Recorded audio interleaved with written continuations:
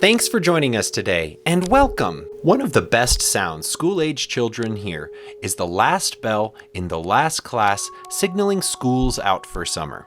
In the words of Alice Cooper, out for summer, out till fall, we might not get back at all. Today, I would like to visit one such school, where school was let out for summer and never returned. The once busy school halls and classrooms are deserted and desolate. At one time, these halls were filled with laughter, the playground filled with joy, and the gymnasium roared with cheers. School closures are something we are all too familiar with in the United States, mostly impacting older buildings, urban areas, and low-income regions. For example, the capital of the Rust Belt, Detroit, with its rising crime, diminished population, reduced manufacturing jobs, and decay, is an ideal environment for school closures. Over the past decade, more than 30 schools have permanently closed their doors in Detroit alone. Other cities, such as Chicago, Philadelphia, and New York, have shut hundreds of schools. But this is not isolated to just a few areas. Every place in the country sees schools merge, consolidate, or close entirely. Regardless of the city size, makeup, or region, the decision to close a school is never taken lightly. The school systems are trying to work through an ever-shrinking pool of funding and lack of political support, causing a cycle of closures and community mistrust that further deepens the political divide.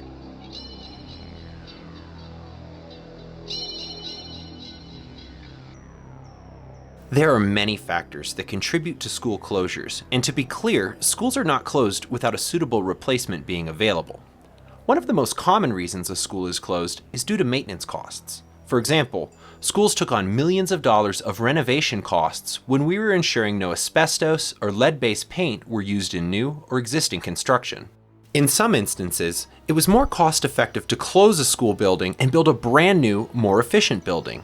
In that instance, the structure simply outlived its usefulness and had become a health concern. Sometimes they are closed because the demand for education far exceeds what the current structure can accommodate.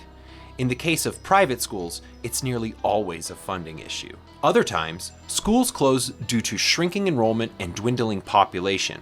In this instance, the remaining school-age children are bused to a larger regional school, which is the case of the school we're having a look at today. However, an American school is much more than a slab of brick and mortar that kids attend during the day to learn. For most families, they act as community centers and gathering places. When a school is closed, especially in a small town, people often feel a sense of upheaval and grief. Not to mention a feeling of uncertainty that arises towards their local government's commitment to equitable education. In 2014, 4 independent education organizations in New Jersey, Illinois, and Louisiana filed a complaint, in which they asked the U.S. Justice Department and Department of Education to investigate discriminatory practices through the school closings. The results of the investigation concluded that it was a matter of low tax income and overall school funding, meaning low-income areas were impacted the most by the school closures. Regardless of the investigation's findings and whether it was intentional, it leaves our minority community without the education centers and gathering places that are afforded to more affluent communities. The fraught debate continues, but at the end of the day, many of the pain points that communities are going through would be solved by an increase in school funding. Setting aside the economic struggles of the school system for a moment, let's talk about how artists, poets, and filmmakers have long realized the emotive power of this struggle and the abandoned structures that it leaves behind. The school closures are set against the backdrop of numerous shuttered schools and derelict playgrounds, ushering in a new era of urban explorers and documentarians, carrying on a tradition that dates back to the 18th century, when French painter Hubert de Rune painted derelict structures. Later, in the 20th century, conceptualist painters recognized that abandoned buildings can show us complex social issues. A little later on, a husband and wife team named Hilda and Bernard Becker became well known for their depictions of abandoned industrial area facilities across Europe and North America. Another example of this includes a 1974 project by Gordon Matta Clark that famously photographed an ordinary structure in the suburbs of New Jersey that was awaiting demolition. Later, Nikolai Urusov, a New York Times architecture critic, said about the photos, they gave him a growing sense that the American dream was evaporating. A few months later, the home was demolished. Now, a growing group of contemporary artists is expanding on the concept that abandoned schools can be more evocative than a derelict factory or even homes that are slated for demolition. An abandoned school and its remnants are more personal, poignant, and relatable. They represent a collective childhood experience as much as they represent a deeply private experience. Typically, there are two approaches to this field of art. For one, there are artists who document the sorrow and frustration felt by students, teachers, and the community, commonly referred to as urban explorers. Next, there are artists who practice a form of art called social practice. They tackle policy issues and ask direct questions related to the waste of abandoned structures, while urging residents to reimagine abandoned schools and openly engage with city leaders. Regardless of the approach, there are many possibilities for abandoned art as a catalyst for social change. A drastic example of this is a demonstration staged by Ai Weiwei, arguably one of the world's most famous activists. He used over 9,000 backpacks to spell out the sentence, "She lived happily in this world for 7 years," on the side of a Munich museum. This was intended to criticize the Chinese government after thousands of students died when their shoddy classrooms collapsed during a 2008 earthquake. Piles of dead children's backpacks were found at the site of the demolished school. Today, Ai's exposure of the Chinese shoddy construction practices is credited for the policy changes that the Chinese government eventually made. This new commitment to safe schoolhouses left the Chinese areas with many abandoned schools. While the changes we see in the US are much less drastic, the heart of the matter and the goal is the same: to ensure a safe and productive school environment. Back in the States, we've always had much more stable school buildings. However, distance is becoming a problem. For example, in Chicago, evidence shows that school closures have forced children to cross through gang territory to get to their newly relocated schools. In 2013, the Chicago's teacher union president, Karen Lewis, questioned whether the additional security cost outweighed the estimated $1 billion the district saved in closing 49 schools. A cost that is significant when you consider private security forces, as well as the Chicago Police Department, now protect the children's commute to school. Again, this problem just boils down to a lack of funding in the school system. But in this case, it comes with an increased security burden. A burden that added costs to the school system in a manner that did not provide educational resources or support, just basic safety. The urban explorers, artists, photographers, and social practitioners aren't the only people who grasp that everyday school items can evoke a shared educational experience and remind us of the government's obligation to its children. Abandoned schools and its associated art around the country likely reflects the challenges that city leaders already keenly and painfully are aware of, however painful the closings are to those involved. A few years ago, a Baltimore-based advocacy group called the Teachers' Democracy Project posed a simple question about school closures. Why would we close any small, safe, and relatively successful school, particularly if it's located in a low-income, Black neighborhood and serves as a vital anchor institution? The hard truth of the closures is it has to do with fiscal circumstances and lack of public support. Politicians, educators, and reformers all have competing views and approaches to solving the problem. There is no evidence that closing makes it difficult for educators, but there's a plethora of evidence related to the impact on our children. For example, students living in low-income regions are 5 times more likely to drop out than those in wealthy and middle-class areas. And identifying at-risk students is best done with small class sizes and an ongoing relationship with the teachers and students. Both of these things are prevented from happening when we close one school and overcrowd another. Because closings are more often in economically struggling communities, the students could, over a period of time, perpetuate the high dropout rate and imprisonment rates that plague their community. There is a simple solution to all of this, one that we've turned a blind eye to for far too long. We must fill our schools with motivated and well-compensated educators. For the richest country in the world to act like we can't manage this simple task is laughable. The Pentagon alone spends $746 billion a year. That's over $62 million a month and over $2 million a day. If we were to shave just a fraction of this funding, let's say a tenth, we'd have $746 million.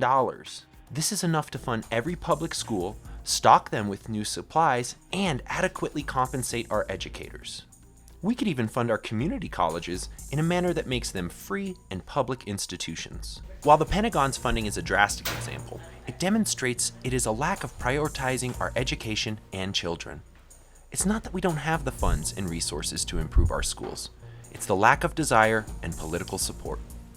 The lack of appreciation for public education will only leave us with a wider economic gap, overcrowded schools, and a poorly educated population. Sadly, the saying, "you get what you pay for," applies all too well in this situation. And now, in the spirit of the social practice artists and some of the most early urban explorers, I'd like to leave you here to ponder what this building could become, because it's not always so bleak. Many of these buildings get new life breathed into them, and beyond just being a scary amusement attraction or haunted house. What do you think this could be? If you have a particularly good idea, please leave it in the comments section below.